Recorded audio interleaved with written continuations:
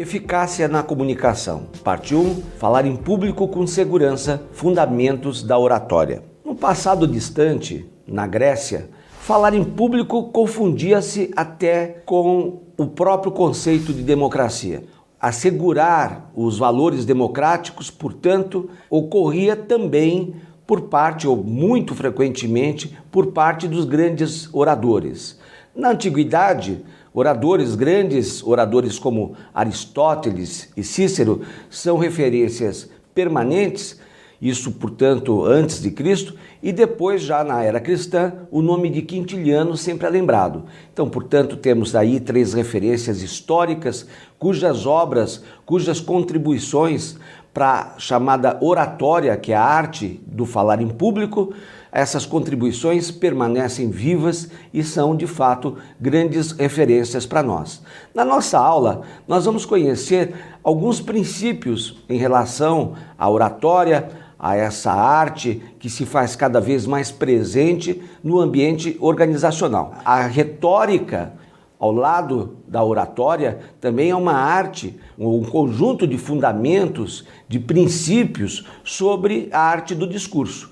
No entanto, enquanto que a oratória centraliza-se, concentra-se propriamente na expressão ou no falar em público como uma expressão, a presença do próprio orador, essa habilidade de convencimento que ocorre também por parte da voz, de uma série de recursos, alguns dos quais nós vamos conhecer nesta aula. Por outro lado, a retórica ocupou-se de uma corporeidade, de uma concretude do discurso como tal. Essas duas vertentes sobre o discurso continuam vivas.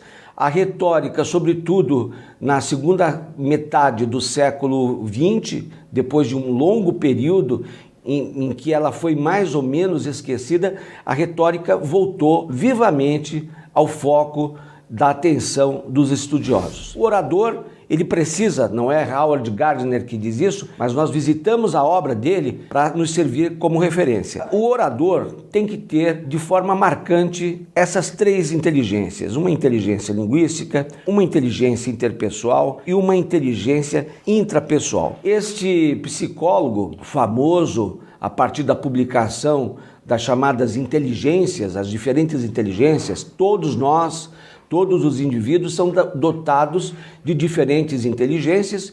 Ocorre que, conforme a personalidade de cada um, conforme a habilidade, os desejos, os interesses de cada um, essas inteligências são mais mobilizadas do que outras. Mas essas 3 aqui nos interessam de perto por uma razão óbvia.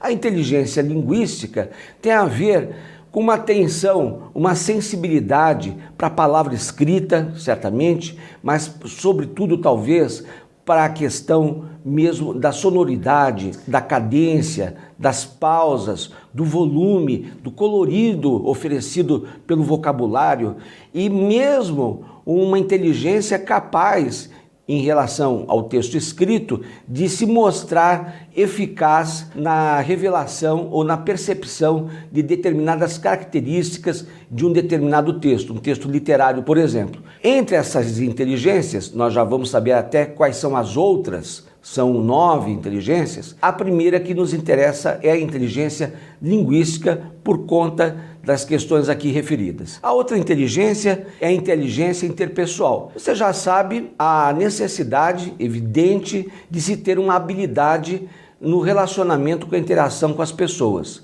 Ter essa inteligência significa, em grande parte, em saber identificar determinadas, antes de tudo, um contexto, obviamente, dessa interação, ter essa percepção e saber o peso desse contexto, mas também ter uma sensibilidade para conhecer identidades, diferenças pessoais, as diferenças, o modo pelo qual as pessoas se colocam diante de você e, por desdobramento, diante do público ou do mundo mesmo. Essa outra inteligência, que é a interpessoal, será capaz, portanto, de dotar, se é que já não dota, né, você, por exemplo, capaz de dotá-lo de uma sensibilidade para se resolver nessas interações cotidianas ao longo do tempo. Isto não se reduz tanto à inteligência a linguística, quanto a como essa interpessoal, isso não se reduz absolutamente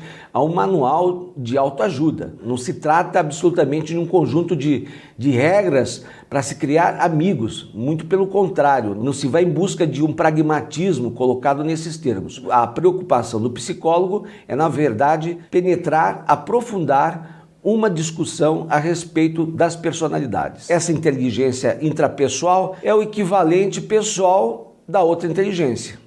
Essa outra, a intrapessoal, um olhar para dentro, se há um olhar para fora que depende de uma percepção da própria imagem também diante do outro, essa aqui é uma autoimagem. Qual a percepção que cada pessoa tem sobre si mesma? Como é essa imagem? Como que a pessoa se identifica, vamos dizer, com determinados valores importantes para a imagem? E mais, qual seria a forma, talvez eficaz, de essa imagem se beneficiar com determinadas projeções que essa pessoa faz sobre si mesma e o modo mesmo como ela capta do exterior determinadas imagens de pessoas, naturalmente, no caso, que acabariam sendo referência para elas.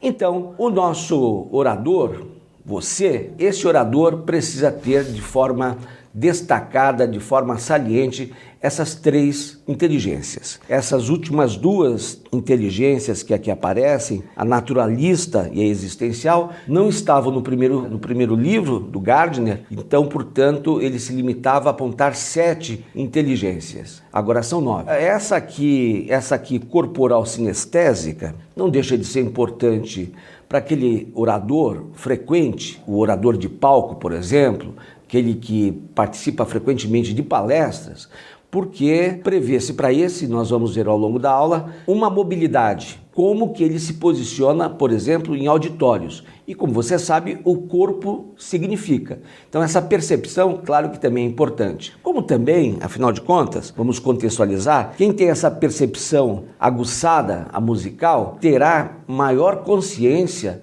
talvez, da própria voz, o modo de modulá-la em determinados ambientes, em determinados contextos. Então, portanto, nós podemos entender essas inteligências como um verdadeiro feixe e para uma situação, digamos, de caráter prático nosso, nós destacamos mais essas 3 primeiras a que nos referimos. Chegamos a um conceito absolutamente decisivo para nós, essa questão do repertório. Você deverá perguntar, além de eu ser tímido, além de eu sofrer determinados bloqueios eventuais quando vou falar em público, meu Deus, sobre o que eu vou falar? Da onde eu vou partir? Como efetivamente eu constituo uma fala coerente, sólida e importante para os presentes? A questão do repertório, nesse momento, pode ser, ou aliás, é mesmo uma forte referência para nós. Por quê? O repertório é essa matéria metodicamente disposta, é uma coleção, um conjunto, um inventário ou compilação de quê, no nosso caso? De conhecimentos. A sua experiência na família, no seu círculo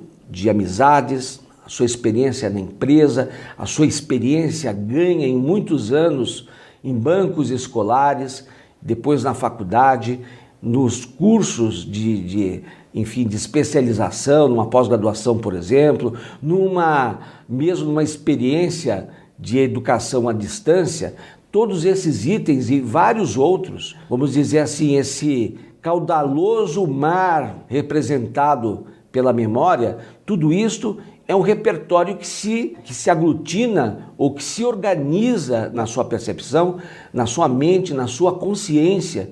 E, na verdade, a todo momento o orador precisará se servir desse estoque documental, desse estoque de conhecimento para encontrar êxito nas suas intervenções. Vamos contextualizar, inclusive, essa atividade no âmbito da empresa e perceber como, além de projetar a sua personalidade de comunicador, cuja necessidade de falar será permanente em vários momentos, além de projetar, Essa atividade vai conferir a você mais segurança, mais raciocínio, mais habilidade, mais destreza, mais capacidade de identificação ou diferenciação do peso das palavras. Vai estimular não somente a sua curiosidade, mas a necessidade mesma de você continuar lendo bastante, estudando muito, projetando-se em experiências ou participando de experiências culturais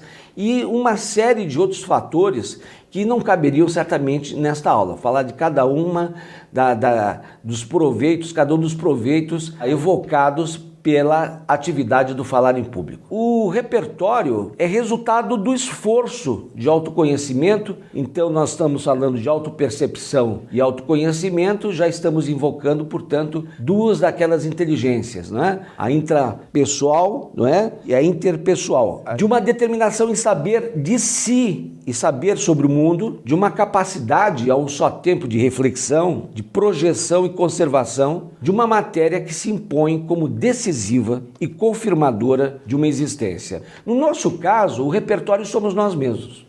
O nosso conhecimento é essa mobília que colocamos à luz do dia, não é? Todos os dias, perante as pessoas e perante nós mesmos. Mesmo numa situação de recolhimento, nós sabemos o quanto que o saber sobre as coisas, sobre o mundo, tudo isso é importantíssimo, porque é isso que mobiliza, na verdade, o nosso espírito. Isso que nos torna mais agudos, mais sagazes, mais perspicazes, mais sensíveis e mais inteligentes. Vamos ver em que medida o falar em público contribui para tudo isso. Quero mais uma vez agradecer seu interesse e muito obrigado.